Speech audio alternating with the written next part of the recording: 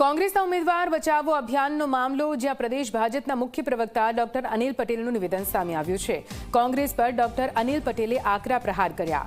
કોંગ્રેસ પહેલા ઉમેદવાર શોધો અભિયાન ચલાવ્યું અને હવે કોંગ્રેસ ઉમેદવાર સંતાડો અભિયાન શરૂ કરી રહ્યું છે. કોંગ્રેસને પોતાના ઉમેદવારો પર વિશ્વાસ નથી તેવું ડોક્ટર અનિલ પટેલે કહ્યું છે. 28મીએ કોંગ્રેસને તેમની વાસ્તવિક સ્થિતિ ખબર પડી જશે તેવું પણ અનિલ પટેલે કહ્યું છે. કોંગ્રેસના વઘઈ અને સુબીર તાલુકાના પ્રમુખે હજુ ગઈકાલે જ કહ્યું છે કે કોંગ્રેસ પોતે ટિકિટો આપવા માટે પૈસા માગે છે, એટલે કે કોંગ્રેસમાં ટિકિટ વેચાય છે. બીજી તરફ કોંગ્રેસ આજે 10,005 સીટ ઉપર પોતાના પૂરતા ઉમેદવારો ઊભા કરી શક્યું નથી. ખાલી 60% સીટો ઉપર કોંગ્રેસે ઉમેદવાર ઊભા રાખ્યા છે. એમાંય પણ મોટાભાગના નવા કેન્ડિડેટ જે બજારમાંથી શોધી લાયા છે.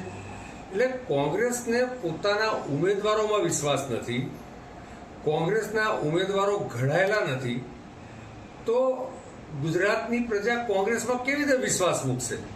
અને કોંગ્રેસમાં જે પ્રકારે વિશ્વસનીયતાનું ધોવાણ થયું છે અને જે જૂથવાદમાં ટિકિટો વહેંચાઈ છે, તો સ્વાભાવિક છે કે અંદરની યાદાવસ્થળીને કારણે કોંગ્રેસની આ પરિસ્થિતિનું નિર્માણ થયું છે.